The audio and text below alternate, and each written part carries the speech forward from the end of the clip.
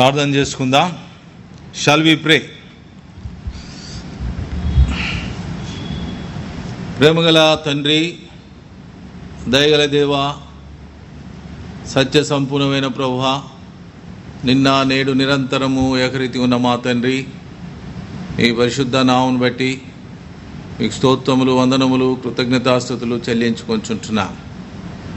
ఈ సాయంకాల సమయంలో ఈ బైబిల్ స్టడీ కొరకై మీ పాల్సనికి వస్తుంటున్నా. దేవా, మరి అన్ని విషయాల్లో మీరు మాకు సహాయపడి ఈ యొక్క సిస్టము, ఎక్విప్మెంటు మా ప్రభా, మరి ఈ మా ప్రియ సిస్టమ్ వీటన్నిటిని అరేంజ్మెంట్ చేయటకు ఇచ్చిన కృపను బట్టి వందనాలు స్తోత్రాలు చెల్లిస్తూ ఉంటున్నా. దయగల తండ్రి, ఆ యొక్క దీన దాసుని జ్ఞాపకం చేసుకోండి, కనికరించండి, కటాక్షించండి, కృప దయచేయండి. మరి వాక్యం ఇచ్చే విషయంలో మీ ప్రత్యేకమైన కృప దయచేయండి. మా ప్రభా, మీ యొక్క ఆలోచనలు, మీ తలంపులు, మీ యొక్క ఉద్దేశంలో ఏమైతే అయి ఉన్నాయో వాటిని మీ ప్రజల కొరకై మా తండ్రి మీరు బయలుపరిచి మీ నామమునకు మహిమ కలిగించుకోవాల్సిందిగా ప్రార్థిస్తూ ఉంటున్నా. దయగల తండ్రి, కృపా సత్య సంపూర్ణమైన దేవా, మీకు స్తోత్రాలు. మీరు పరలోక మరి సింహాసనం పైన ఆసీనుడుగా ఉన్నారు. అందుని బట్టి మీ నామం స్తుతించి ఘనపరిచి మహింపరుస్తూ ఉంటున్నా. సమస్తమును సృష్టించి ఏకరీతిగా పరిపాలించున్నటువంటి సృష్టికర్తమైన దేవుడుగా ఉన్నారు. అందుని బట్టి మీ నామం స్తుతించి ఘనపరుస్తున్నా. పడిపోయినా చెడిపోయిన మానవాళిని ప్రభా రక్షించుటకై ఈ లోకమునకు మానవావతారంలో వచ్చారు. అందుని బట్టి మీ నామం స్తుతించి ఘనపరుస్తున్నా. మరి ఒకసారి యేసుక్రీస్తు ప్రభువారి యొక్క కలువరి శిలువ రక్త ప్రోక్షణ మమ్మల్ని తెచ్చుకుంటూ మరి ఈ యొక్క పరిచర్య అంతట్లో మీ ప్రత్యేకమైన కృప దయచేయమని, మేము కలిగి ఉన్న కొదవలన్నింటిలో మీ యొక్క సమృద్ధిని అనుగ్రహించి మీ నామను మహిమ కలిగించుకొని ఆ యొక్క దీనదాసుని జ్ఞాపకం చేసుకొని మీ దయగల హస్తం నా పై నుంచి వాక్యం ఇచ్చుట్లో సహాయపడి మీ యొక్క ఆత్మ నడిపింపు, నింపుదల దయచేయమని మత్తయి 10:20, లూకా 12:12 ప్రకారం మీ యొక్క ఆత్మ నడిపింపును కోరుకుంటూ మీ కృపను కోరుకుంటూ అన్ని విషయాలు మీరే సహాయపడమని, చీకటి అంధకార శక్తులన్నింటినీ బంధిస్తూ మా ప్రభువును రక్షకును తిరిగి రాని ఉన్న యేసుక్రీస్తు పరిశుద్ధ నామమున వేడుకుని ప్రార్థిస్తున్నాము తండ్రి, ఆమేన్.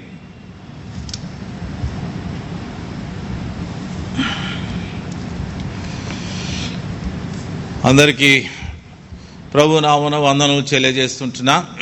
సాయంకాల సమయంలో మరి ఈ యొక్క బైబిల్ స్టడీ మనం కలిగి ఉండడానికి ముందు బైబిల్ పల్లవి పాడుకుంటాం. బైబిల్ పల్లవి తెలుగులోను ఇంగ్లీష్లోను పాడుకుంటాం. పాఠింప శ్రేష్ఠ గ్రంథము బైబిల్, పఠింప శ్రేష్ఠ గ్రంథము బైబిల్, అనుదినము పఠించిన ప్రేమతోడ నడుపును, ఓ పఠింప శ్రేష్ఠ గ్రంథము Bible. The best book to read is the Bible. The best book to read is the Bible. If you read it every day, it will help you on your way.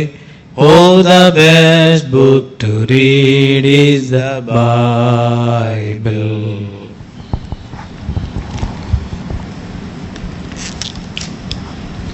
ప్రియమైన సహోదర సహోదరులారా, ఈ యొక్క సాయంకాల సమయంలో మరి బైబిల్ స్టడీ నిమిత్తమై మరి ఒకసారి రోమాపత్రిక మరి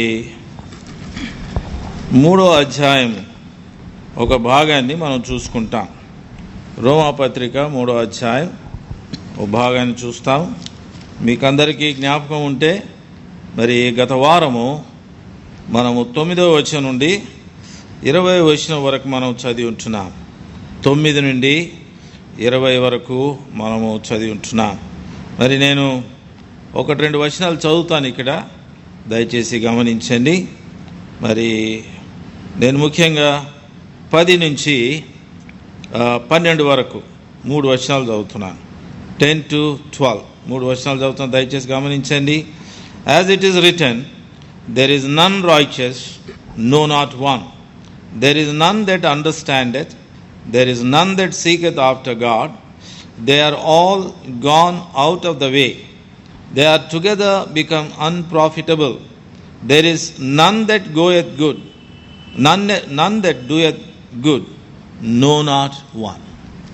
అలాగనే మరి హెబ్రీ పత్రిక నుంచి ఇంకో మాట చదువుతున్నా. హెబ్రీ పత్రిక, epistle of Hebrews, chapter 4 and verse 12. హెబ్రీ పత్రిక 4వ అధ్యాయం 12వ వచనం చదువుతున్నా చూడండి. హెబ్రీ పత్రిక 4వ అధ్యాయం 12వ వచనం చదువుతున్నాను, దయచేసి గమనించండి. మీ యొక్క బైబిల్స్లో మీరు దయచేసి గమనించండి.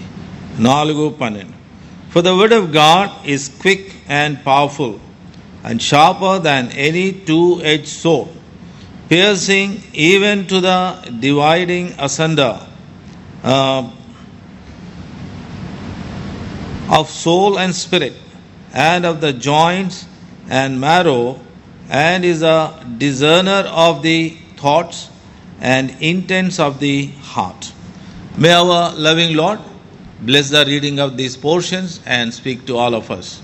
మన ప్రియమైన మరి మనల్ని ప్రేమించే ప్రభు మనతో మరి ఈ యొక్క లేఖన భాగంలో దీవించి ఆశీర్వదించి మన యొక్క ఆత్మీయ అవసరత చొప్పున మనతో మాట్లాడును గాక.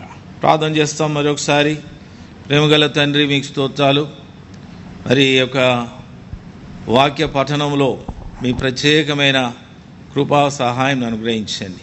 మరి యొక్క భాష సంబంధమైనటువంటి మరి ప్రతి మా ప్రభా మరి ఆటంకములన్నింటినీ అధిగమించుట్లో మీ ప్రత్యేకమైన కృపా సహాయం అనుగ్రహించమని దీనదాసుని జ్ఞాపకం చేసుకోమని మా ప్రభువును రక్షకుణ్ణు తిరిగి రానయున్న యేసుక్రీస్తు పరిశుద్ధ నామమున వేడుకని ప్రార్థిస్తున్నాము తండ్రి, ఆమేన్.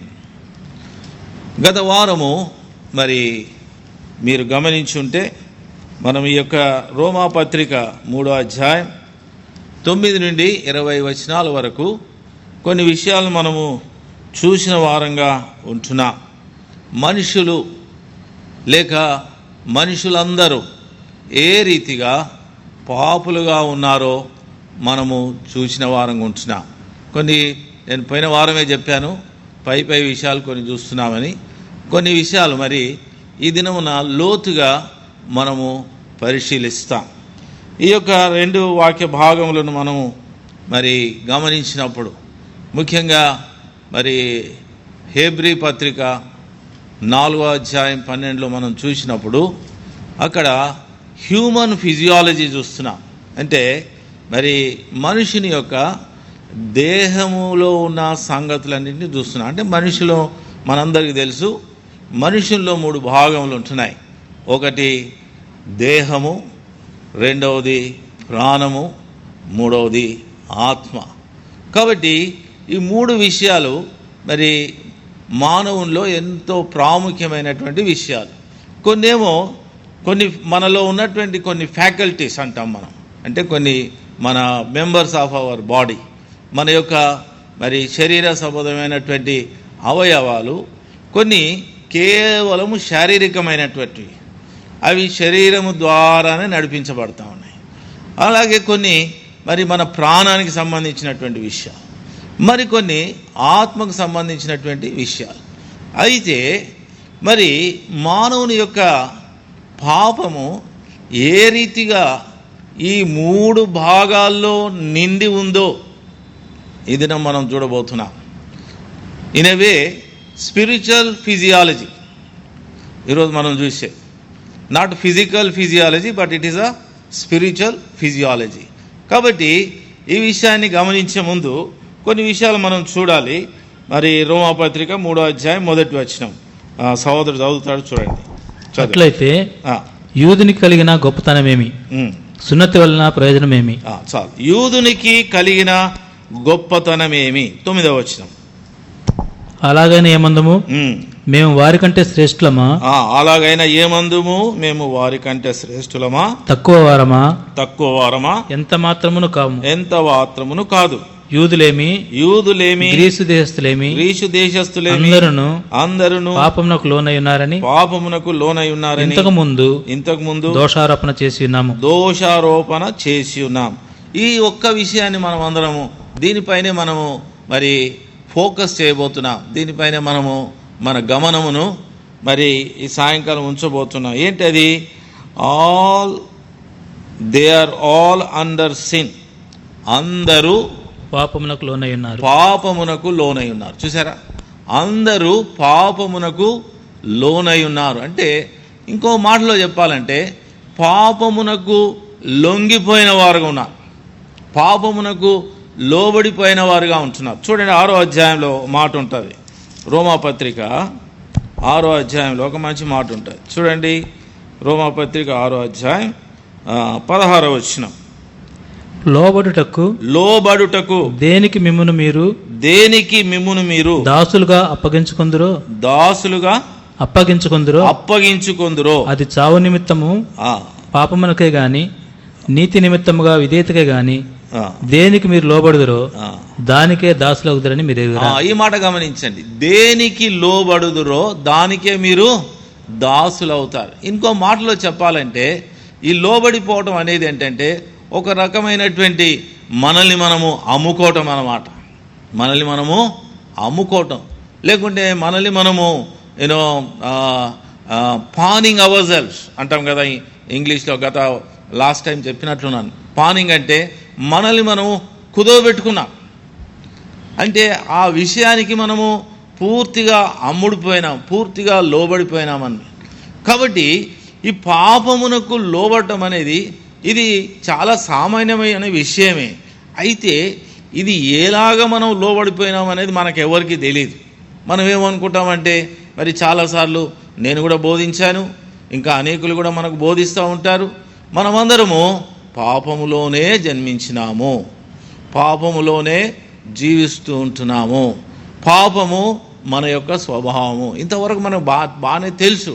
అయితే నేను ఈ మధ్య మరి కొంత స్టడీ చేశాను, కొంత ఎక్స్ప్లోర్ చేశాను, కొంత లోతుగా ఈ యొక్క లేఖనాలను పరిశీలించినప్పుడు మరి ఈ యొక్క పాపము ఏ రీతిగా పూర్తిగా మన యొక్క ప్రాణాత్మ దేహములను స్వాధీనపరుచుకుందో నాకు కొంత బోధపడినట్లుగా అనిపిస్తూ ఉంది.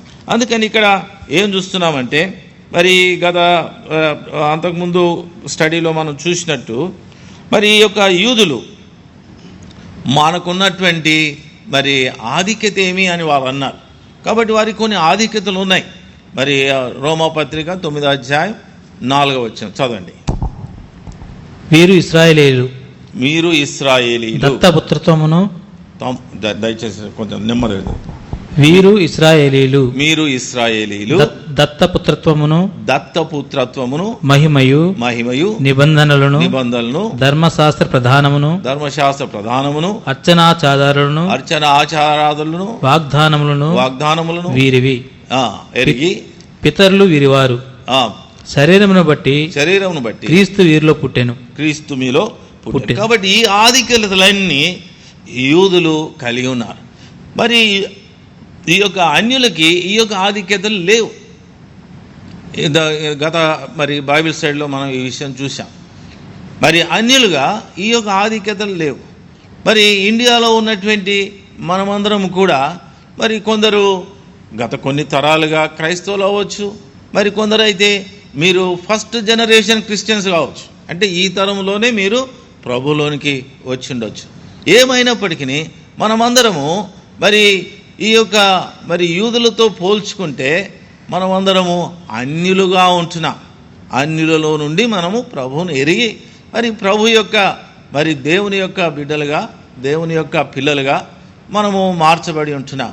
కాబట్టి ఇక్కడ ఆర్గ్యుమెంట్ ఏంటంటే, ఇక్కడ మనం గమనించవలసినటువంటి విషయం ఏంటంటే, యూదులు కానీ, గ్రీసు దేశస్థులు కానీ, అన్యులు కానీ, లేక మతాన్ని ఆచరించేవారు కానీ, లేక మతాన్ని ఆచరించని వారు కానీ, లేక నాస్తికులు కానీ, ఏథిస్ట్ అంటాం కదా, నాస్తికులు కానీ, ఇంకొక రకమైన ప్రజలు ఉంటారు, వారు రేషనలిస్ట్.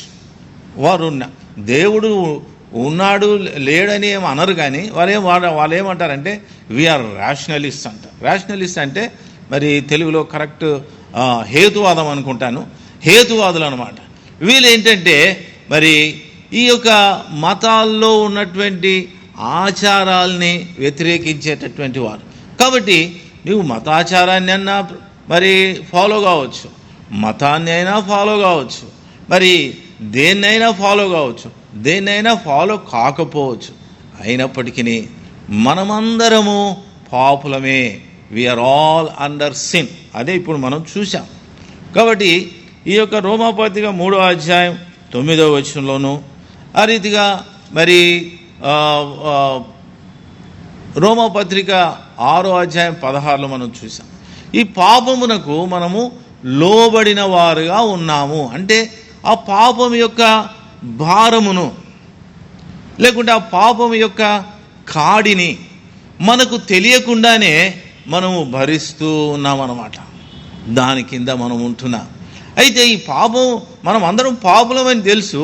అయితే ఈ పాపమును మనం ఎలా భరిస్తున్నామన్న కొన్ని విషయాలు మీకు ఈ యొక్క మరి సాయంకాలం చెప్పాలనుకుంటున్నాను. కాబట్టి యూదులు మరి ఇవన్నీ వారికి కొన్ని అడ్వాంటేజెస్ ఉన్నాయి, కొన్ని ఆధిక్యతలు ఉన్నాయి. అయినా వారు కూడా పాపులే. అలాగనే క్రైస్తవులమైనటువంటి మనము, విశ్వాసులమైనటువంటి మనకు కూడా కొన్ని ఆధిక్యతలు ఉన్నాయి. మనం ప్రభువులోకి వచ్చిన తర్వాత మరి మనకు సంఘ సహవాసం ఉంది, సంఘం ఉంది, మరి బైబిల్ ఉంది, వాక్యం ఉంది, ప్రార్థన ఉంది, ఆరాధన ఉంది.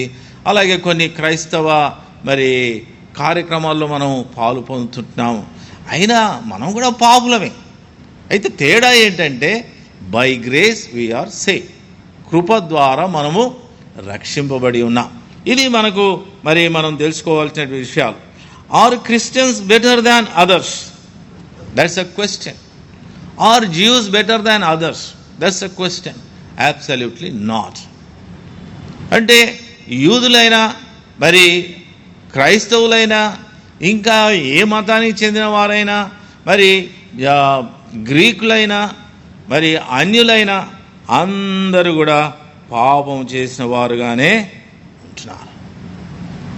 రోమా 3:23లో మనం ఎప్పుడు చెప్పుకునే విషయం ఏంటంటే ఏ భేదమును లేదు, అందరూ పాపం చేసి దేవుడు అనుగ్రహించు మహిమను పొందలేకపోతూ ఉంటున్నారు.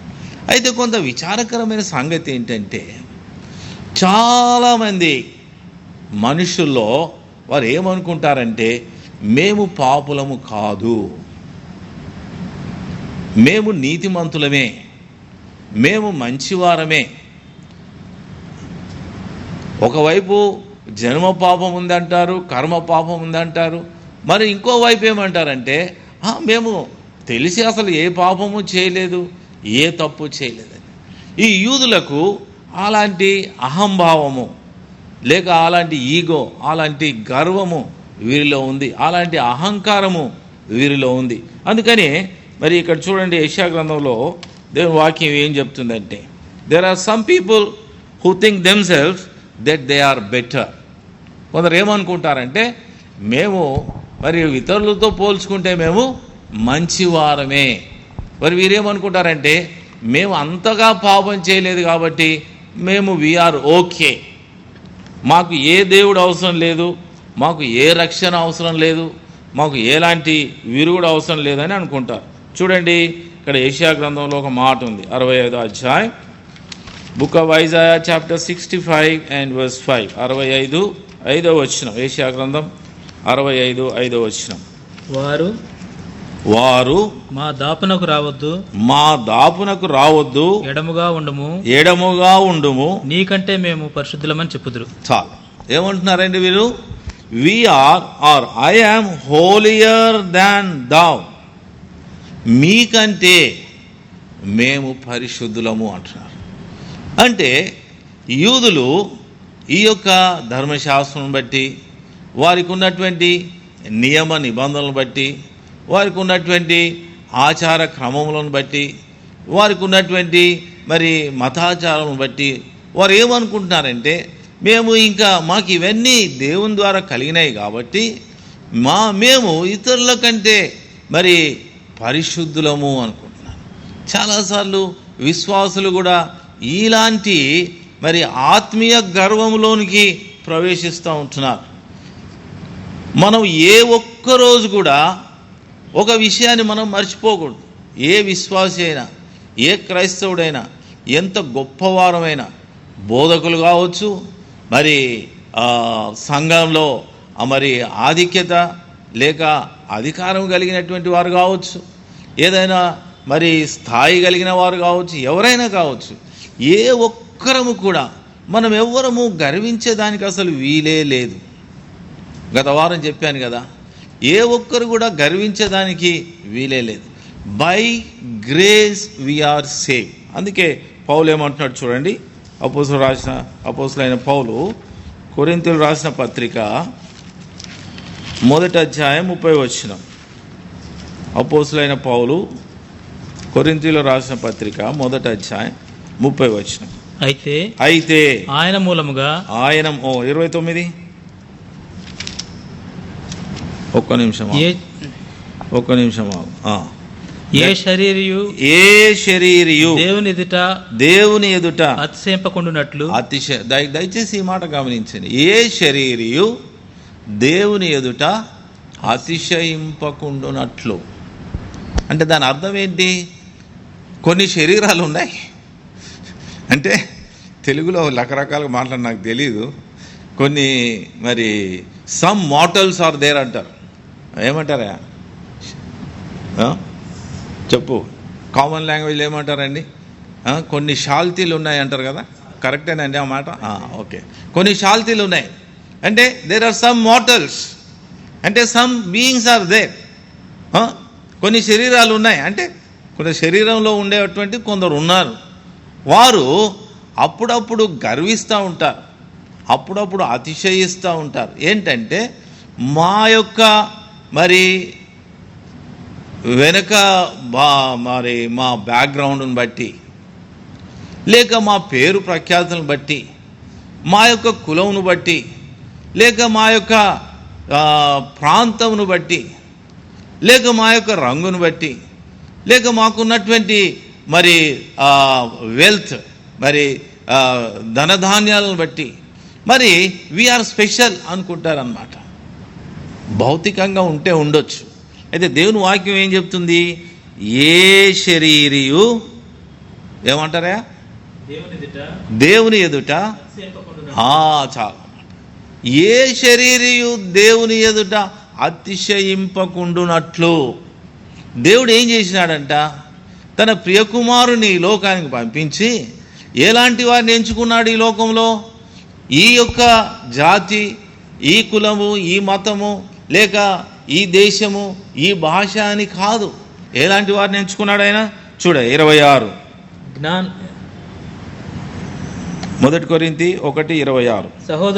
సహోదరులారా మిమ్మును పిలిచిన పిలుపును చూడుడి.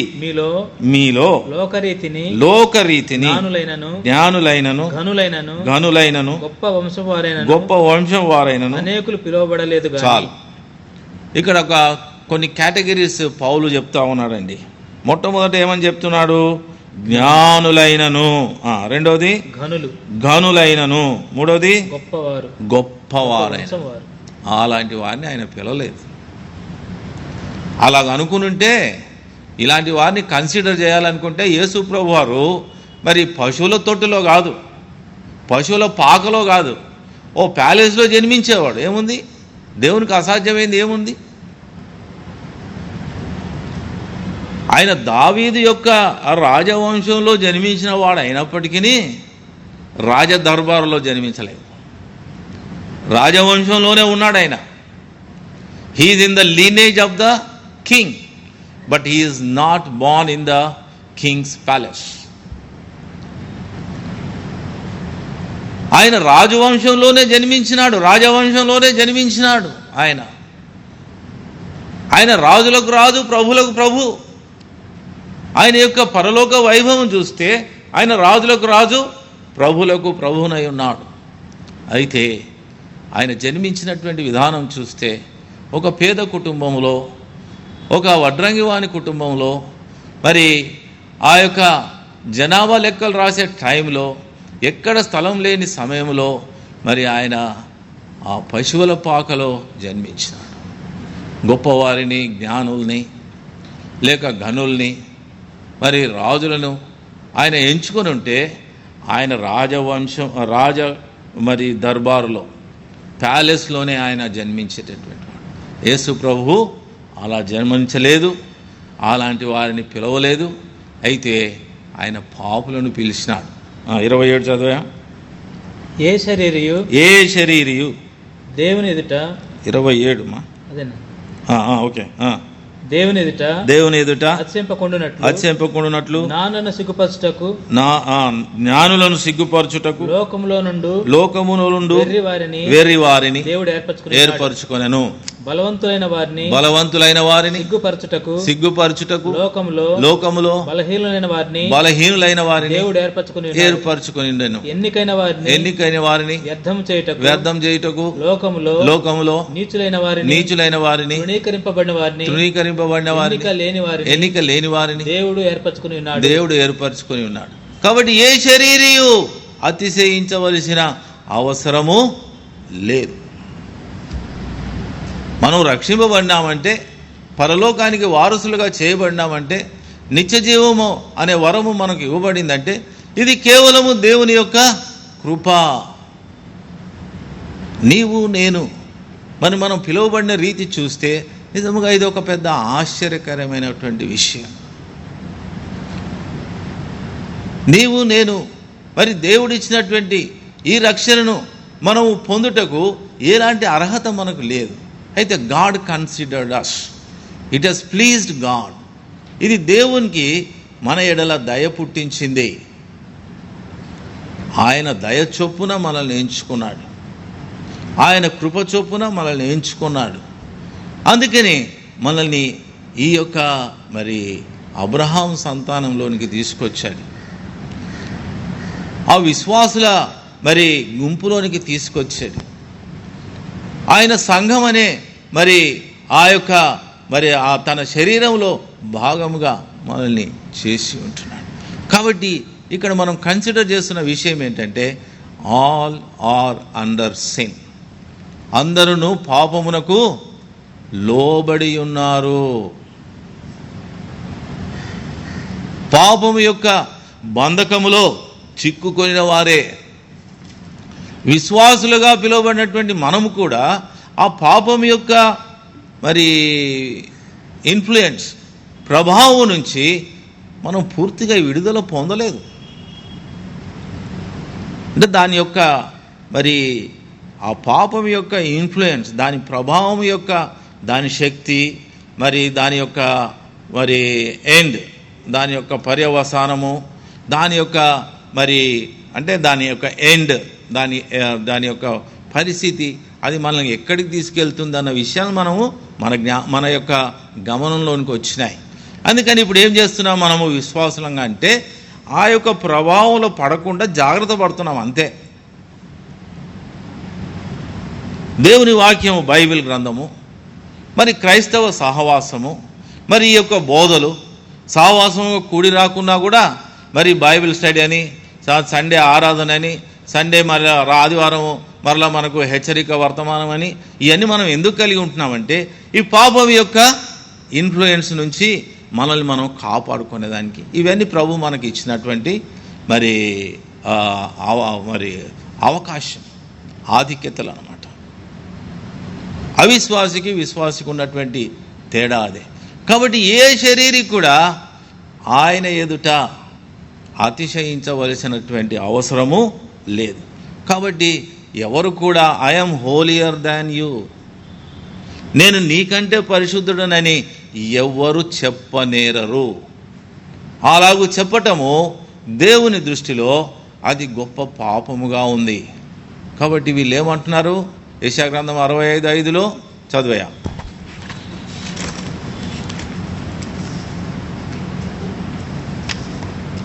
వారు మా దాపునకు రావద్దంటే మా దగ్గరికి అసలు రావద్దండి, అంటే మమ్మల్ని ముట్టుకోకండి. ఇప్పుడు కరోనా కూడా ఒకరినొకరిని ముట్టుకోకుండా చేసింది మనల్ని. ఎడముగా ఉండుము. ఇప్పుడు కరోనా కూడా మనల్ని ఎడముగానే పెట్టింది. అయితే ఈ ఎడముగా పెట్టడం ముందే ఉందంట. మరి యెషయా ప్రవక్త క్రీస్తు పూర్వము మరి 750 సంవత్సరాల క్రితమే ఈ ప్రవచనం రాశాడు. అంటే ఆ రోజుల్లో ఈ యూదుల పరిస్థితి ఎట్లా ఉందంటే, వారి యొక్క పడిపోయిన స్థితిని, వారి యొక్క మరి తిరుగుబాటు, వారి యొక్క అవిధేయత, వారికి ఇవ్వబడిన ధర్మశాస్త్రంను నిర్లక్ష్యం చేసేటటువంటి ఇలాంటి పాపాలన్నిటి దాచిపెట్టుకొని తమ్మును తాము హెచ్చించుకుంటున్నారు. వీళ్ళు ఏమంటున్నారంట, మళ్ళీ చెప్పాయా, వారు మా దాపునకంటే మా దగ్గరికి రావద్దు, ఎడముగా ఉండండి, అంటే దూరంగా ఉండండి, మీకంటే మేము పరిశుద్ధులమని చెప్పుదురు. పరిశుద్ధులమని చెప్పుదురు. ఈ పరిశుద్ధత సంగతి పక్కకు పెడితే, మన ఇండియాలో ఈ యొక్క దగ్గరికి రావద్దు, నన్ను ముట్టుకోవద్దు, నీ నీడ నా మీద పడకూడదు, నీవు ఎడముగా అంటే దూరంగా ఉండాలన్నటువంటి విషయాలు మనందరికీ చాలా పరిచితమే. ఎందుకంటే మన ఇండియాలో ఈ యొక్క కాస్ట్ సిస్టమ్ ఒకటి ఉంది కదా, కుల వ్యవస్థ అంటారు అనుకుంటాను. ఈ కాస్ట్ సిస్టంలో ఇప్పటికీ కొన్ని ప్రదేశాల్లో మరి ఆ యొక్క మరి లో కాస్ట్ పీపుల్, మరి హై కాస్ట్ పీపుల్ వాళ్ళ ఇళ్ళల్లోకి వచ్చినప్పుడు వాళ్ళ ఇంట్లోకి రానివ్వరు కొందరు. కొన్ని ఇంట్లోకి వచ్చినా కూడా వాళ్ళు ఎక్కడో దూరంగా నేల మీద కూర్చోవాలా. ఈ హై కాస్ట్ పర్సన్ యొక్క లాగా ఆయన పక్కన కుర్చీలో ఆయన ఎదురుగా కూర్చోకూడదు. నేను గతంలో విన్నాను, ఒక మరి రాజకీయ నాయకుడు ఉండేవాడు, ఆయన కూడా చాలా హై కాస్ట్ చెందినటువంటి వాడు తమిళనాడులో.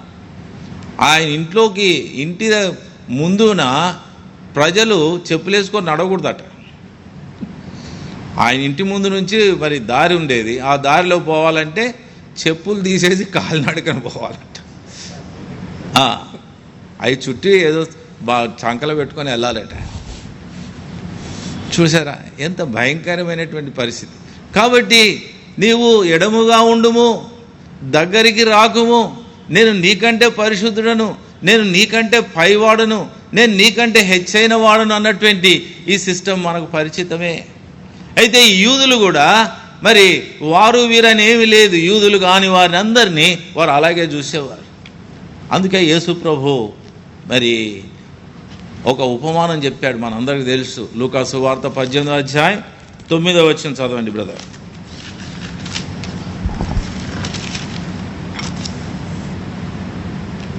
తామే నీతిమంతులమని తమ్ము నమ్ముకొని ఇతరులను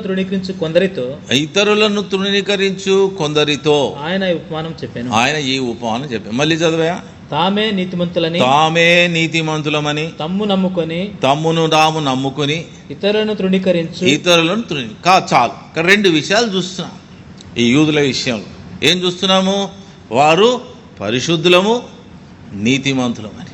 అయితే ఇక్కడ దేవుని వాక్యం ఏం చెప్తుంది? మనం చదివినటువంటి భాగంలో చూడండి, వస్తున్నాము దేవుని వాక్యంలోనికి, రోమా పత్రికలోనికి వస్తున్నాం. చూడండి 3వ అధ్యాయం మనం చదివినటువంటి ఆ యొక్క వాక్య భాగంలో నీతిమంతుడు లేడు, ఒక్కడు లేదు. 10వ వచనంలో చదవయా.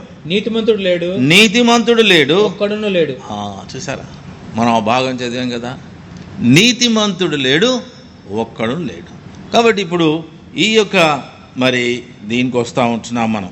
ఈ 10 నుండి 12 వచనాల్లో ఇక్కడ ఇన్నర్ మ్యాన్ పిక్చర్ కనబడుతుంది మనకు. అంటే అంతరంగ పురుషుని యొక్క మరి ఏమంటారండి, ఆ స్వభావం లేకుంటే ఆ దృశ్యం మనకు కనబడుతుంది. అంతరంగ పురుషుని పౌలు మరి ఈ యొక్క పాత నిబంధనలో ఉన్నటువంటి ఆ యొక్క వాక్యాలను, లేఖనాలను ఆధారం చేసుకొని మరి ఈ యొక్క అంతరంగ పురుషుని యొక్క స్వభావాన్ని, అంతరంగ పురుషుని యొక్క దృశ్యాన్ని ఇక్కడ ఆయన బయట పెడతా ఉంటున్నాడు. చూడండి, ముఖ్యంగా మరి 11వ వచనంలో ఏమని ఉంది? There is none that understanded. చదివయా? గ్రహించువాడు ఎవడును లేడు. చాలు. గ్రహించువాడు ఎవడును లేడు. నన్ దట్ అండర్స్టాండెడ్ అంటే it speaks about the mind. అది మనస్సును గురించి మాట్లాడుతుంది. మనం ఏదైనా గ్రహిస్తే అది మన మనస్సులో ఉండిపోతుంది. అది మన యొక్క మనస్సులో ఉండిపోతుంది. ఈ మనస్సు అనేది ఆత్మకు సంబంధించినటువంటి విషయం. ఇది చూసారా? మరి పౌలు మరి లోపల నుంచి వస్తున్నాడు. ఇప్పుడు హీఈస్ డయాగ్నోజింగ్ ఫ్రమ్ ఇన్సైడ్. చాలాసార్లు మన యొక్క బోధలన్నీ మరి బయట డయాగ్నైజ్ చేస్తూ ఉన్నాయన్నమాట. చాలామంది బోధకులు కూడా బయట కనబడేటటువంటి విషయాలను బట్టి, మరి ప్రజల యొక్క బయటి స్వభావాన్ని బట్టి మరి వారి బోధల్ని సిద్ధపరచుకుంటారు, లేకుంటే అలాంటి బోధలు చేస్తూ ఉంటారు. అయితే ఇప్పుడు పౌలు హీఈస్ డయాగ్నైజింగ్ ఇన్సైడ్. ఆయన లోపల నుండి వస్తూ ఉన్నాడు. చూడండి, ఈ మనస్సును ముందు దాని సంగతి బయట పెడుతున్నాడు. గ్రహించువాడు ఒక్కడును లేడు. తర్వాత రెండవది, దేవుని వెదకువాడు ఎవడును లేడు. దేవుని వెదకువాడు ఎవడును లేడు. దయచేసి గమనించండి ఈ విషయాన్ని. దేవుని వెదకువాడు ఎవడు లేడు. వెదకటేంటి? మరి హృదయం. వెదకటము హృదయంలో నుండి వస్తుంది. ఈ వెదకడం అనే విషయం ఏంటంటే, మన హృదయంలో ఉంటే దేన్నైనా మనం వెతుకుతాం. మన హృదయంలో లేదనుకోండి, దాన్ని వెతకం మనం. కాబట్టి ఇది కూడా ఇన్నర్ మ్యాన్ సంబంధించింది, ఆత్మకు సంబంధించినటువంటి విషయం. మూడవ సంగతిని మనము మరి 12వ వచనంలో చూస్తున్నాం. నన్ దట్ డూయత్ గుడ్ అని. చూడండి, చదువు. మేలు చేయువాడు లేడు. మేలు చేయువాడు లేడు, ఒక్కడైనను లేడు. ఒక్కడును లేడు. అలాగే 10వ వచనంలో ఏం చదివినాము? నీతిమంతుడు లేడు, ఒక్కడును లేడు. ఇది దేన్ని సూచిస్తుందంటే మన యొక్క మరి విల్, ఇది మన యొక్క చిత్తాన్ని చూపిస్తుంది. కాబట్టి ఇవన్నీ ఆత్మకు సంబంధించినటువంటి విషయాలు.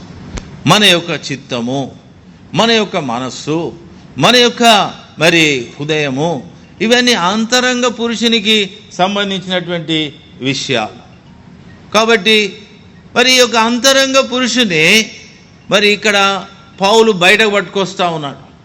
ఈ యొక్క అంతరంగ పురుషుడు మరి ఏ రీతిగా లేదు, అంతరంగ పురుషుడు ఏ రీతిగా మరి దేవుని ఎదుట మరి పాపంలో ఉన్నాడు అన్నటువంటి సంగతిని మనం ఇక్కడ చూస్తూ ఉంటున్నాం. These statements reveal how the whole being is controlled by the sin.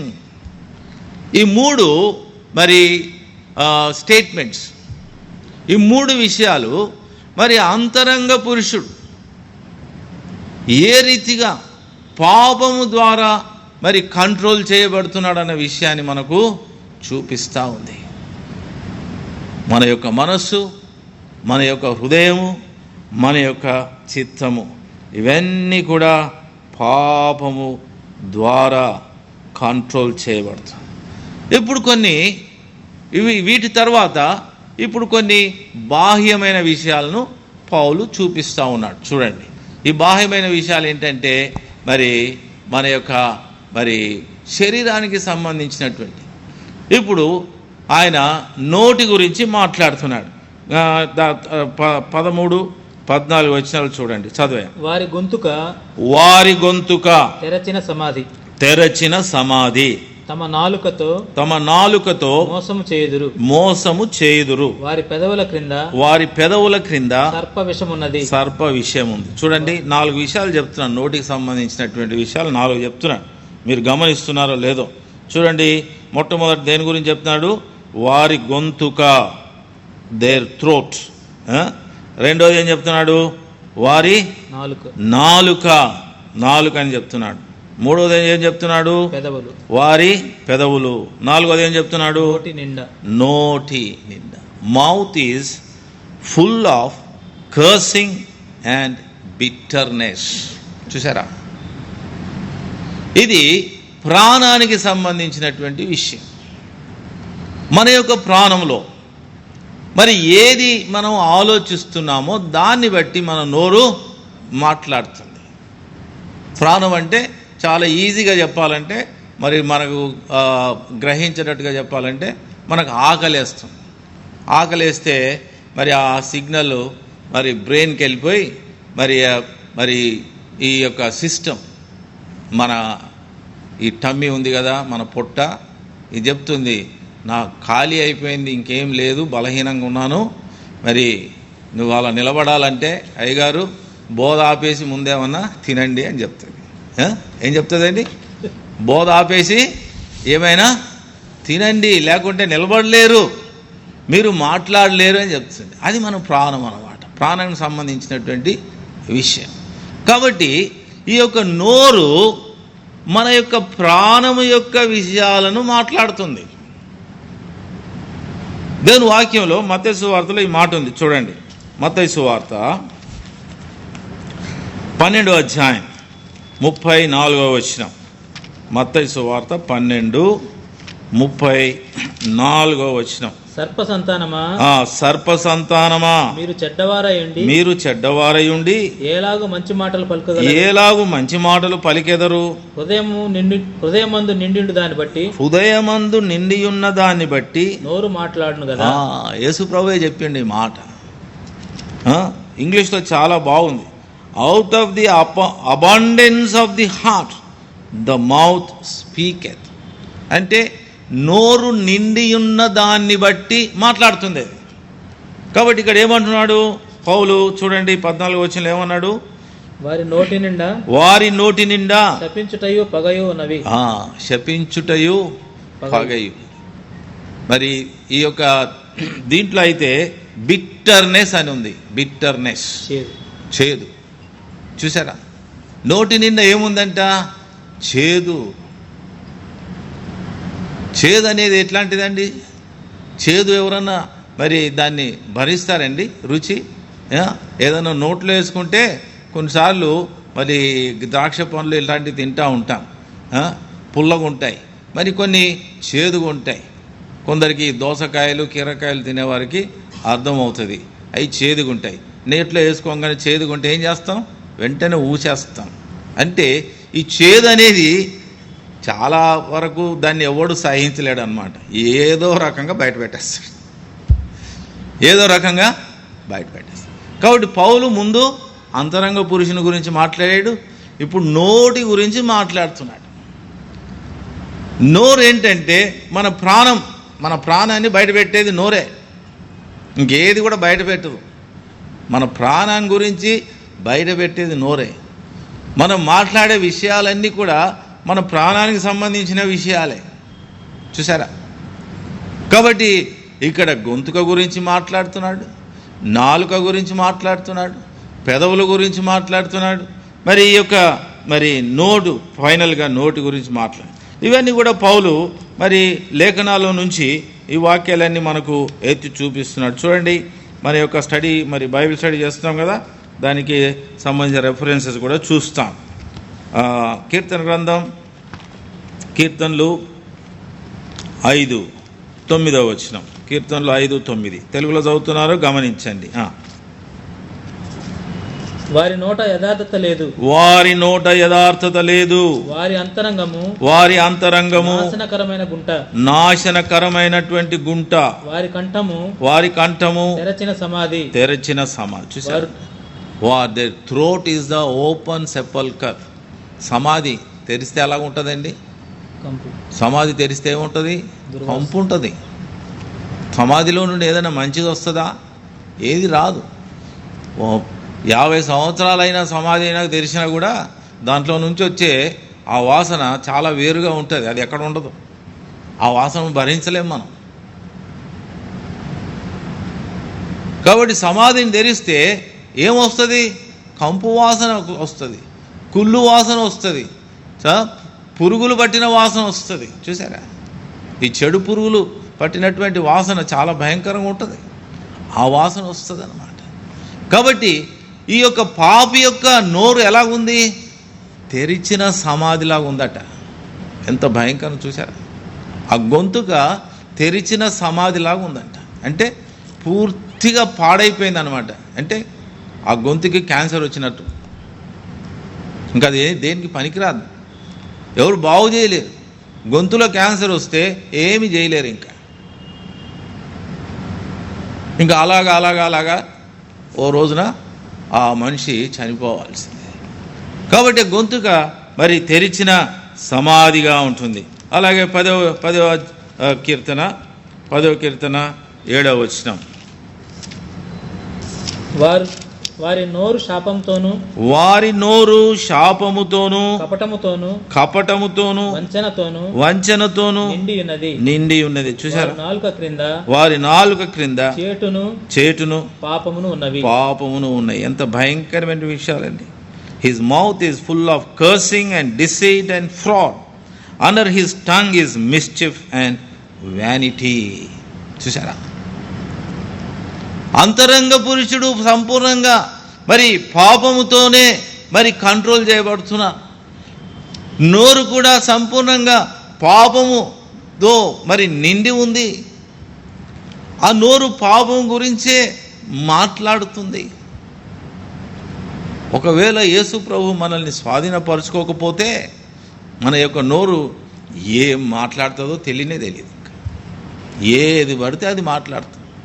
అందుకే చెప్తారు కదా, ఈ నాలుకకి ఏం లేదంట, ఎముక లేదు. కాబట్టి అంటే దానికి అడ్డు లేదు. అది ఎటైనా మాట్లాడేస్తుంది, ఏదైనా మాట్లాడేస్తుంది. చూసారా? ఇప్పుడు అవునంటే ఇంకొక క్షణానికి కాదంటది. ఈ లోపల ఉన్నంతసేపు అవునంటే బయటికి వెళ్ళాక కాదని చెప్పేసి. అంటే దీనికి అడ్డు లేదు, ఎటైనా తిరిగిపోద్ది అనమాట.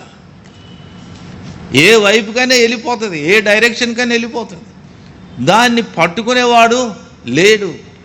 అందుకే మరి యాకోబు ఒక మంచి మాట చెప్పినాడు. నిజమైన విశ్వాసి, నిజమైన దేవుని బిడ్డ ఎవరైతే నిజముగా మారు మనసు పొందినారో వాళ్ళంట ఏం చేసుకోవాలంట, తమ నాలుకను కాపాడుకుంటే చాలంటాడు. చూడండి, యాకోబు పత్రిక 3వ అధ్యాయం 2వ వచనం, అనేక విషయములలో అందరము తప్పిపోచున్నాం. ఎవడైనను మాట యందు తప్పని ఎడల అట్టివాడు కోపము లేనివాడై తన సర్వ శరీరమును స్వాధీనపరచుకొన శక్తి గలవాడగును. అండర్స్టాండ్? అర్థమైందండి? నీ శరీరం అంతా, నీ ప్రాణమంతా నువ్వు కంట్రోల్లో ఉంచుకోవాలంటే దేన్ని కంట్రోల్లో ఉంచుకోవాలంట? నాలుకను. అయితే ఒక న్యాచురల్ మ్యాన్లో, ఒక సిన్నర్లో మరి వాడి నోరు ఎలాగుంది, వాడి గొంతుకు ఎలాగుంది, వాడి పరిస్థితి ఎలాగుంది మనం చూస్తూ ఉంటాం. కాబట్టి అపోస్తలుడైన పౌలు ఆయన మహా గొప్ప మరి educated man, is a great scholarly person, చాలా గొప్ప మరి విద్వాంసుడు. ఆయన చాలా మంచి అండర్స్టాండింగ్ ఉన్నటువంటి వ్యక్తి. ఈ యొక్క మరి స్క్రిప్చర్స్లో ఉన్నటువంటి విషయాలన్నిటినీ, ఎప్పుడో రాయబడినటువంటి విషయాలన్నిటినీ మరి యూదులు మరి ఎంతగానో మరి రెస్పెక్ట్ చేసేటటువంటి ఆ స్క్రిప్చర్స్లో నుండే చెప్తున్నాడు. గత వారం చెప్పాను నేను. మరి పౌలు భక్తుడు ఆయన కొత్త సిద్ధాంతం ఏం చెప్పటం లేదు. గతంలో ఉన్న వాక్యాలనే పట్టుకొచ్చి మరి యూదులు కూడా ఎంత పాపులు, మనుషులందరూ ఎంత పాపులని చెప్తూ ఉంటున్నాడు ఇక్కడ. అది ఆ ఆర్గ్యుమెంట్. నేను చెప్పాను కదా, today we're going to see the spiritual physiology అని. కాబట్టి ముందు అంతరంగ పురుషుని గురించి చూసాం. ఇప్పుడు ఏం చూస్తున్నాం? నోటిని గురించి చూస్తున్నాం. చాలా ప్రాముఖ్యమైనటువంటి నోరు పైన ఉంటుంది. ఈ ప్రాణాన్ని అంతా మరి ప్రాణం సంబంధించిన విషయాలన్నీ నోరు మాట్లాడేస్తూ ఉంటుంది. యేసు ప్రభు చెప్పినాడు, out of the abundance of the mouth a man speaketh. చూసారా? నోరు దేనితోనైతే నిండుకొని ఉందో దాన్ని బట్టే ఈ నోరు మాట్లాడుతుంది. మన లోపల ఏవైతే ఉన్నాయో దాన్ని బట్టే మనము మాట్లాడుతూ ఉంటాం. కాబట్టి మనం చాలా జాగ్రత్తగా ఉండాలి. విశ్వాసులైనటువంటి వారు మనం మాట్లాడే విషయంలో చాలా జాగ్రత్తగా ఉండాలి, చాలా జాగ్రత్తగా ఉండాలి. యాకోబు చెప్తున్నాడు మన నోటిని కాపాడుకోవాలి. అందుకనే మరి గొప్ప మరి జ్ఞాని అయినటువంటి సొలొమోను ఏం చెప్తున్నాడు? మనం ఏం చేయాలంట? మనం నోటిని కాపాడుకోవాలా, మనము మౌనంగా ఉండాలంటాడు. చూడండి ఎక్కడుంది మరి బుక్ ఆఫ్ ఎక్లీషియస్, ప్రసంగి గ్రంథం కదా, ప్రసంగి గ్రంథం 5వ అధ్యాయం. సహోదర చదువు. ప్రసంగి గ్రంథం 5వ అధ్యాయం 2వ వచనం కదా. నీవు దేవుని సన్నిధిని అనాలోచనగా పలుకుటకు నీ హృదయాన్ని త్వరపడనీయొద్దు అంటాడు. అంటే అనాలోచిత అంటే మన స్వభావం ఏంటి? అనాలోచితంగా మాట్లాడే స్వభావం అన్నమాట. అర్థమవుతుందండి? ఈ గొప్ప జ్ఞాని చెప్పాడు. ఎవరు ఆర్డినరీ మ్యాన్ కాదు ఆయన. ఈ భూమిపైన జన్మించినటువంటి వారిలో సొలొమోను లాంటి జ్ఞాని అంతకు ముందు పుట్టలేదు, ఆ తర్వాత కూడా పుట్టడని దేవుడే చెప్తున్నాడు.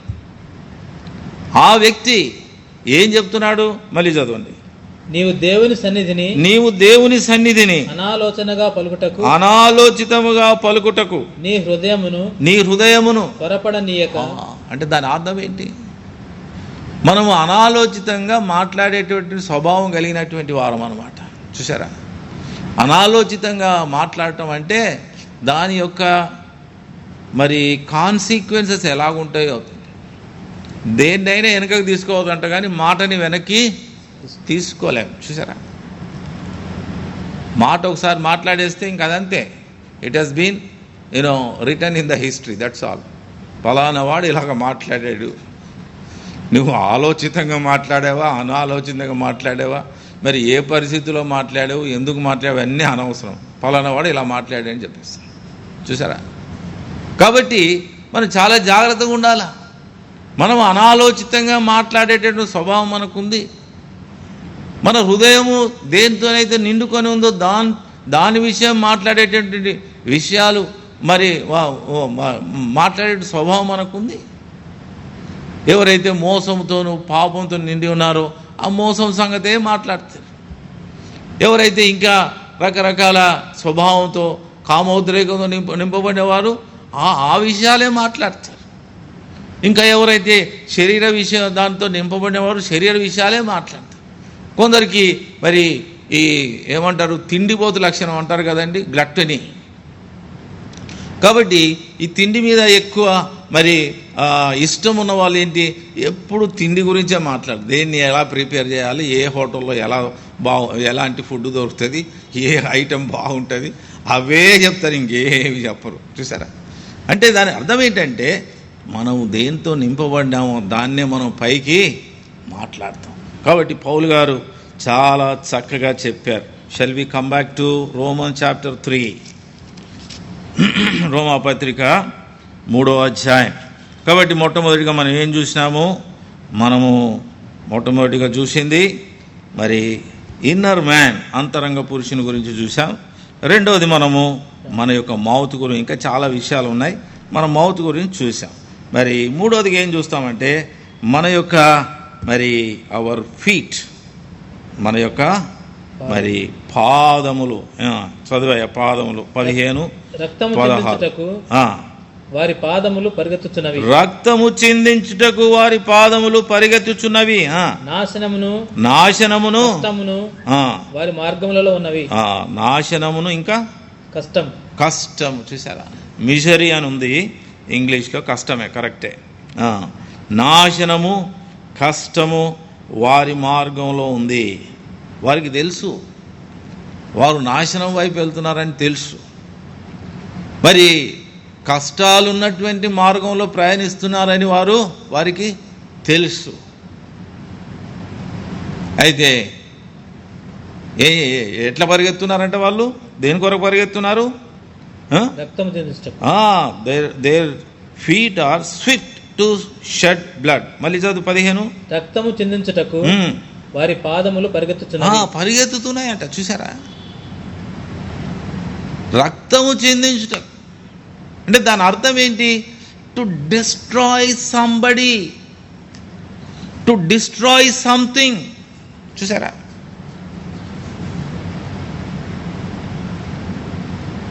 ఇప్పుడు ఈ వైరస్ ఎందుకు వచ్చిందండి? ఇంత భయంకరమైన పరిస్థితి మనకందరికి ఎందుకు వచ్చింది? ఈ వైరస్ని ఎవడో లేపేసిండు, రేకెత్తిచ్చిండు దాన్ని. Somebody Provogue this virus. అది తెలుసు, అది డేంజర్ అని వాళ్ళకి తెలుసు. అయితే ఏదో ఎక్స్పెరిమెంట్ చేయబోయినరంట, చూసారా? ఏదో ఎక్స్పెరిమెంట్ చేయబోయినారు, అది డేంజర్ అని వాళ్ళకి తెలుసు. అర్థమవుతుందా? ఎంత చక్కగా ఉంది చూసారా? ఎంత చక్కగా సరిపోయింది దీనికి. ఏదన్నా పొరపాటు అయితే ఈ వైరస్ ద్వారా చాలా అపాయం జరుగుతుంది, చాలా కీడు వచ్చేస్తుంది, చాలా ప్రాణ నష్టం జరుగుతుంది, చాలా ధన నష్టం జరుగుతుంది. అయినా కూడా వెళ్ళి దాన్ని డిస్టర్బ్ చేసి మళ్ళీ న్యూస్లో రాయటం వీళ్ళు. ఇలాంటి ప్రయోగాలన్నీ మామూలేనట. చూసారా ఎంత బాగా రాశారో? ఈ న్యూస్ వాళ్ళు కూడా చాలా చక్కగా చెప్తారు. ఇలాంటి ప్రయోగాలు చేయటము చాలా సామాన్యమైన విషయమే. అయితే ఇప్పుడు ఏమైంది? ఈ ప్రయోగం ఎవరు కడుపు నింపుతుంది? ఈ ఎక్స్పెరిమెంట్ ఎవరిని ఉద్ధరిస్తుంది? ఎవరికి లాభాన్ని కలుగజేస్తుంది?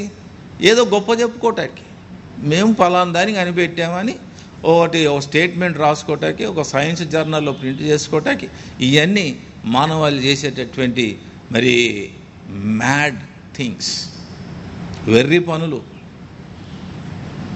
అందుకే సొలొమోన్ చెప్పాడు, ఇది వెర్రితనం, మనుషుని యొక్క వెర్రితనం అని. చూసారా? ఆయన చేశాడంట ఆ పనులు. ఆయనే చెప్తాడు, జ్ఞానము యొక్క అంతం ఏంటో చూద్దామని పోయినాడంట ఆయన. పోయి చివరికి ఏమంటాడు? This is all vanity of vanities, ఇదంతా వ్యర్థమైనది అని చెప్తాడు. చూసారా? మానవాళి ఈ రోజుల్లో మనల్ని మనం మంచిగా ఉంచుకోవాలా, మరి దేవుడిచ్చినటువంటి ఈ సృష్టిని మనం అనుభవిస్తూ మరి ఆయన ఇచ్చినటువంటి ఈ జీవితాన్ని ఆయన కొరకు జీవించాలని విషయాన్ని వదిలిపెట్టేసి ఏం చేస్తున్నా? వెర్రితలలేసి అనవసరమైనటువంటి మరి ప్రయోగాలన్నీ చేసి మరి ఏంటంటారు, పబ్లిక్ మనీ అంతా ఖర్చు పెట్టి ఏం చేస్తున్నారు? ఇప్పుడు ఈ వైరస్ను రేపినారు. ఇప్పుడు చూడండి, అది ఎక్కడో పుట్టింది, ఇప్పుడు ప్రపంచాన్ని అంతా అల్లకల్లోలం చేసేస్తుంది. రేపేం జరుగుద్దో తెలియని పరిస్థితి. అలాంటి పరిస్థితుల్లో మనం జీవిస్తూ ఉంటున్నాం. ప్రియులారా, ఈ విషయాన్ని గమనించండి. వారి పాదములు ఎటుపోతున్నాయంట? ఎటుపోతున్నాయి? రక్తము చిందించడానికి పోతున్నాయి. తెలుసు ఆ మార్గంలో నాశనం ఉంది, ఆ మార్గంలో కష్టం ఉంది అని తెలుసు, అయినా పోతున్నారు. దొంగతనం చేసేవాడికి ఆ మార్గంలో కష్టం ఉందని తెలియదండి? తెలుసు, అయినా పోతాడు. చూసారా? వ్యభిచారం చేసేవాడికి ఆ మార్గంలో నష్టం ఉందని తెలుసు, అయినా పోతాడు. తాగుబోతులకి ఈ యొక్క అలవాటు ద్వారా నష్టం ఉందని తెలుసు, అయినా పోతాడు. చూసారా? That is the condition of the real natural man. Paul ఎంత చక్కగా చెప్తా ఉంటున్నాడు ఇక్కడ. కాబట్టి ఈ విషయాన్ని మనం ఈ యొక్క లేఖనాల్లో ఒకసారి గమనిస్తాం. యెషయా గ్రంథం 59:7 వచనం చదవండి. యెషయా గ్రంథం 59:7. వారి కాళ్ళు పాపము చేయ తప్పించుచున్నవట, పరిగెత్తుచున్నవి. నిరపరాధులను చంపుటకు అవి త్వరపడును. వారి తలంపులు పాపహేతుకమైన తలంపులు. చాలు. కాబట్టి వారి పాదములు పరిగెత్తుతూ ఉంటున్నాయి.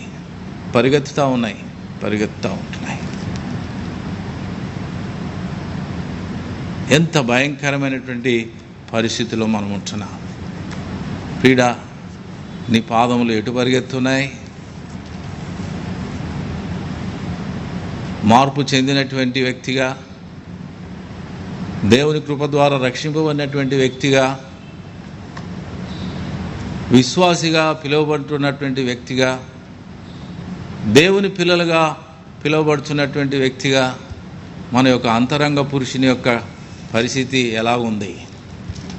ఎవరి ద్వారా మన అంతరంగ పురుషుడు కంట్రోల్ చేయబడుతున్నాడు? ఒక్కసారి గ్రహించండి. మన నోరు దేనితో నిండుకొని ఉంది? మన పాదములు దేని నిమిత్తమై పరిగెత్తును. చూసారా, పౌలు ఈ 3 విషయాలు ఎంత చక్కగా మరి స్పిరిచువల్ ఫిజియాలజీ చెప్పేశాడు మనకి. అంతరంగ పురుషుడు పైన నోరు ఎక్కడుందండి? మన తలలో ఉంది. నోటి గురించి చెప్పాడు. అయినాక కింద కాళ్ళ గురించి చెప్పేశాడు. ఇంకా తర్వాత అన్నీ అవే విషయాలు ఉన్నాయి అనుకోండి. కాబట్టి ఈ వ్యక్తి ఎలాగా ఒక వ్యక్తి పాపముతో నింపబడి ఉన్నాడని చెప్తా. అందుకని మనం ఒక వచనం చదివినాం కదా. ఏం వచనం చదివినాము? హెబ్రీ పత్రిక.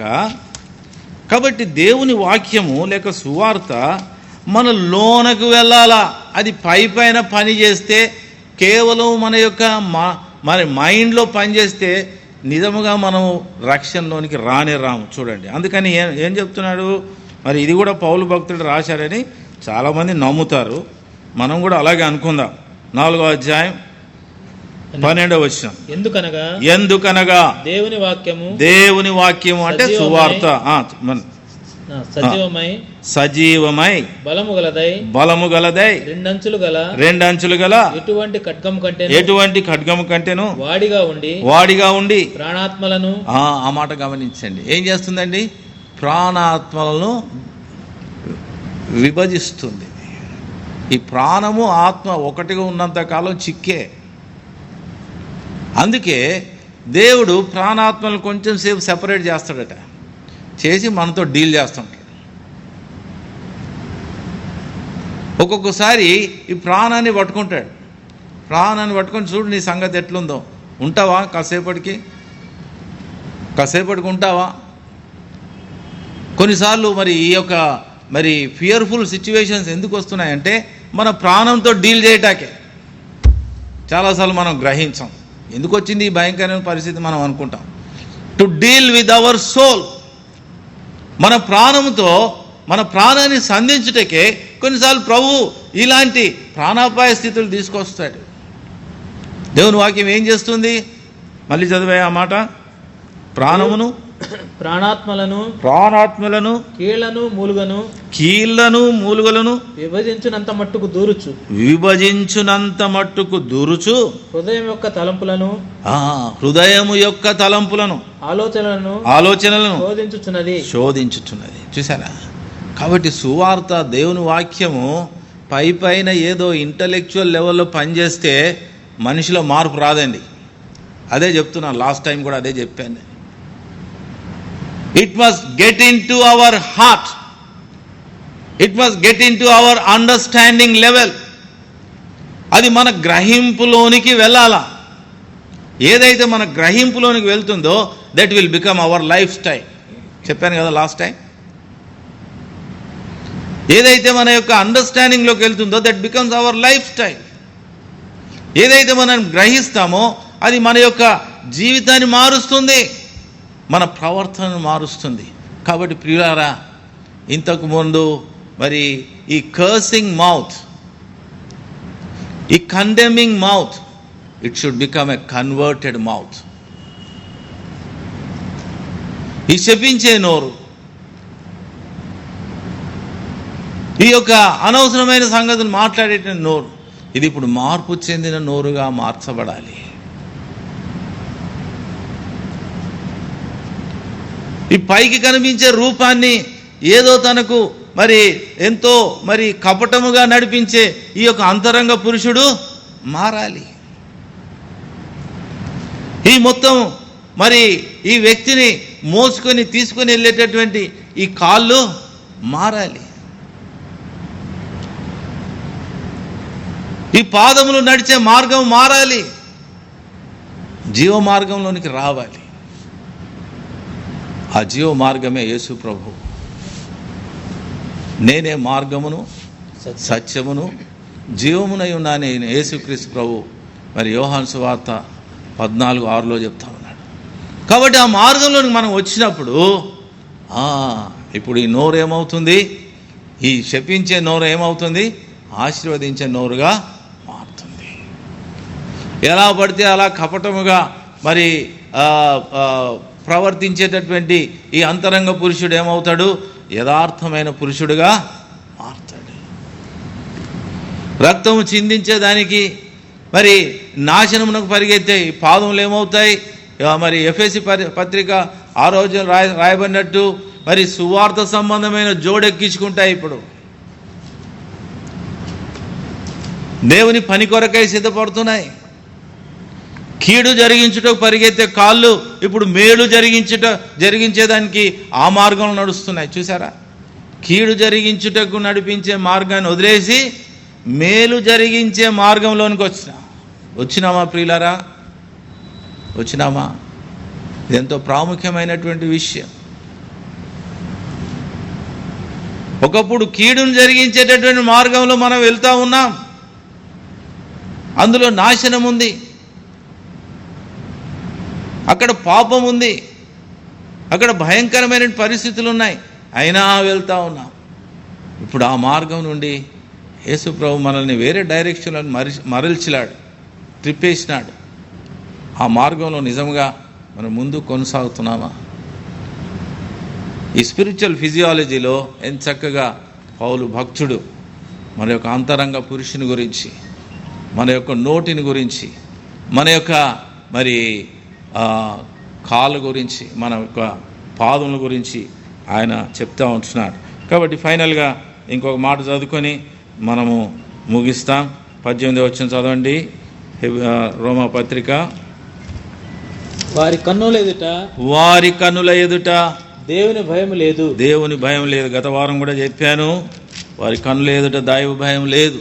మన కన్నుల్లో దైవ భయం లేకుంటే ఎలాంటి భయంకరమైన పాపాలు మనం చేస్తూ ఉంటామో మనం గతసారి మనం చూసినాం.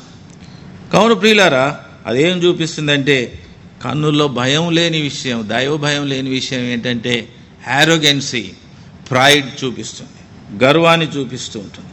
కాబట్టి వీటన్నిటి నుండి మనము బయటకు రావాలా. సామెతలు 1:7 ఏముంది? మరి యెహోవా యందు భయభక్తులు కలిగియుండుటే తెలివికి మూలము. యెహోవా యందు భయభక్తులు కలిగి ఉంటే తెలివికి మూలం. The fear of the lord is the beginning of the wisdom అని ఎంత చక్కగా చెప్తాడు ఆయన. బిగినింగ్ ఆఫ్ ద విజ్డమ్, ఆ యొక్క విజ్డమ్, ఆ తెలివి మరి యేసు ప్రభు ద్వారానే మనకు కలుగుతుంది. ప్రియమైన వాళ్ళారా,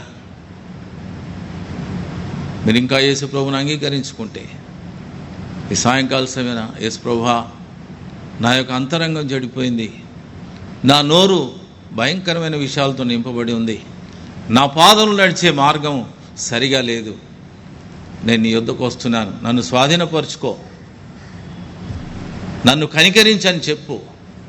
ప్రభువు నీ మార్గాన్ని మార్చేస్తాడు. నీ నోటు మరి నీలో నిండి ఉన్నటువంటి విషయాలన్నీ తీసివేసి నీ యొక్క నోటిని ఆశీర్వాదం ఇచ్చే నోటిగా చేస్తాడు, మంచి మాటలు పలికే నోటిగా చేస్తాడు. నీ యొక్క అంతరంగ పురుషుని తన స్వాధీనంలో మరి ఉంచుకుంటాడు. నీ యొక్క ప్రాణాత్మ దేహంలో ఆయనకు అప్పగించు. ఎప్పుడైతే నీ నోటిని మూసుకొని నాలో మంచిది ఏది లేదు, నేను మాట్లాడటకు నా దగ్గర ఏది లేదని ఎప్పుడైతే ప్రభువు చెంత నువ్వు నిలబడతావో అప్పుడు ఆయన కృప పొందుతావు. తద్వారా నువ్వు రక్షింపబడతావు, తద్వారా నిత్యజీవ వరమును పొందుతావు.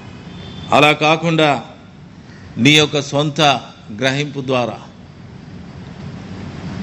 నువ్వు మాట్లాడినప్పుడు దేవుని దృష్టిలో నువ్వు అపరాధి అవుతావు. ఆ యొక్క అపరాధము మనల్ని మరి నాశనమునకు, మరణమునకు నడిపిస్తుంది. కాబట్టి దేవుని వాక్య వెలుగులో మనల్ని మనం చూసుకుందాం, మన పరిస్థితి ఏంటి.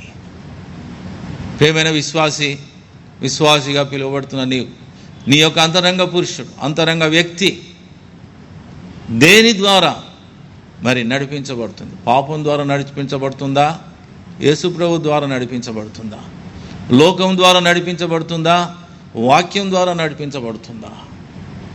ఒక్కసారి జ్ఞాపకం ఉంచుకో. నీ నోరు ఏం మాట్లాడుతుంది? అన్ని వేళలా సరి అయినదే మాట్లాడుతుందా? లేక మనుషుల మధ్యలో ఉన్నప్పుడు ఒక రకంగా, మరి వెనకాలకు వెళ్ళిన తర్వాత ఇంకో రకం మాట్లాడుతున్నావా? నీ హృదయం యొక్క సంగతి ఏంటి? నీ పాదంలో సంగతి ఏంటి? ఏ మార్గంలో నడుస్తున్నావు? దేవునికి అంగీకారమైన యోగ్యమైన మార్గంలో నడుస్తున్నావా, లేకుంటే నీ సొంత మార్గంలో నడుస్తున్నావా? నీ సొంత మార్గం నిన్ను ఎక్కడికి తీసుకెళ్తుంది? పాపను తీసుకెళ్తుంది, అపరాధం తీసుకెళ్తుంది, రక్తం చిందించడం తీసుకెళ్తుంది, నాశనం తీసుకెళ్తుంది. ప్రియమైన సహోదర సహోదరి, మనం గ్రహిస్తాం. దేవుని వాక్యం వెలుగులో మనం పరీక్షించుకుందాం.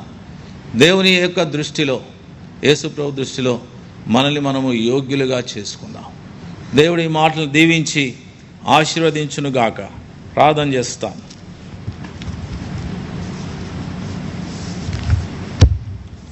కృపగల తండ్రి, ప్రేమగల దేవా, మీకు స్తోత్రాలు.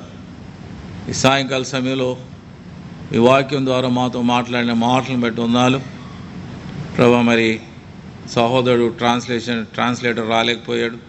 అయినప్పటికీ ఈ దీనదాసుని జ్ఞాపకం చేసుకొని మీరు కృపనిచ్చి మరి కొన్ని మాటలు మీ ప్రజల కొరకై మా ప్రభా మరి ప్రకటించుటకు మీరు ఇచ్చిన కృపను బట్టి, మీరు చూపిన దయంతటిని బట్టి మీ నామను స్తుతించి ఘనపరిచి మహిమపరుస్తున్నా. మానవ హద్దుబాటులో చెప్పబడిన ఈ యొక్క వాక్యమును మీరు దీవించండి, ఆశీర్వదించండి. మీ ప్రజలు వినినప్పుడు మా ప్రభా వింటుండగా మీ యొక్క ప్రత్యేక కృప వారికి అనుగ్రహించండి. వారి హృదయాల్లో కార్యం చేయండి. మా తండ్రి పరిశుద్ధాత్మదేవ, మీరే మీ ప్రజలను ఒప్పించండి.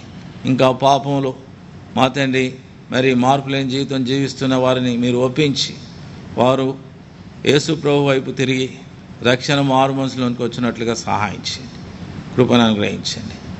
ఈ సమయంలో షాలేం సంఘానికి చెందినటువంటి విశ్వాసులందరి కొరకు, కుటుంబాల కొరకు, పెద్దల కొరకు, మా తండ్రి మరి పెద్ద వయసులో ఉన్నటువంటి సహోదర సహోదరుల కొరకు, అనారోగ్యంతో ఉన్న వారందరి కొరకై ప్రార్థిస్తూ ఉంటున్నాను. జ్ఞాపకం చేసుకొని కృప దయచేయండి. అన్ని విషయాల్లో మీరే సహాయపడమని ప్రార్థిస్తూ ఉంటున్నాను. మా తండ్రి బ్రాంచ్ అసెంబ్లీస్లో ఉన్నటువంటి మరి సేవకులు, వారి కుటుంబాలు, మా తండ్రి మరి మీ ప్రజలు, బాధితుల సహోదరులందరి కొరకు ప్రార్థిస్తున్నాను. ప్రతి ఒక్కరిని దీవించండి, ఆశీర్వదించండి. అనారోగ్యంగా ఉన్న వారిని జ్ఞాపకం చేసుకొని వారిని ముట్టి తాకి ప్రభా మీరు స్వస్థపరచమని ప్రార్థిస్తున్నాను. ఇది మా సిటీలో మరి ఎంతో ఘోరమైనటువంటి మరి ప్రమాదం జరిగింది. మరి ఆ కంపెనీలో ఉండి గ్యాస్ లీకేజ్ అయింది. చాలామంది మా తండ్రి మరి చనిపోయారు, కొందరు ప్రాణాపాయంలో ఉన్నారు. వారిని కనికరించి కాపాడండి. ఈ కరోనా వైరస్ ద్వారా సఫర్ అవుతున్న వారిని మీరు కనికరించండి. మెడికల్ స్టాఫ్ని, మిగతా మరి ఎసెన్షియల్ సర్వీసెస్లో ఉన్న స్టాఫ్ని మీరు జ్ఞాపకం చేసుకోండి. వారికి ప్రత్యేకమైన మీ కృప దయచేయండి. మీ చిత్తంలో మా తండ్రి ఈ వైరస్ మరి ఆఫ్ చేయబడినట్లుగా మీరే కృప చూపి దానికి కావలసినటువంటి రెమెడీ, వ్యాక్సిన్, మందు కనుగొనుటకు డాక్టర్లకు, మా తండ్రి సైంటిస్టులకు మీ ప్రత్యేక కృప దయచేయండి.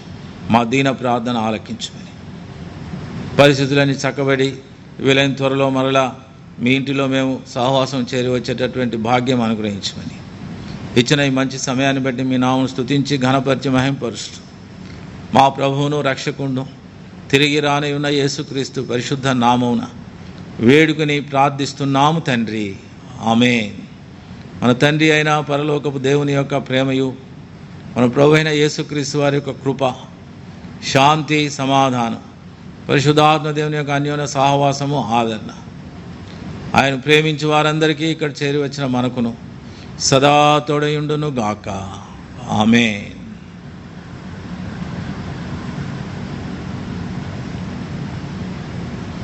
Praise the Lord. అందరికీ వందనాలు.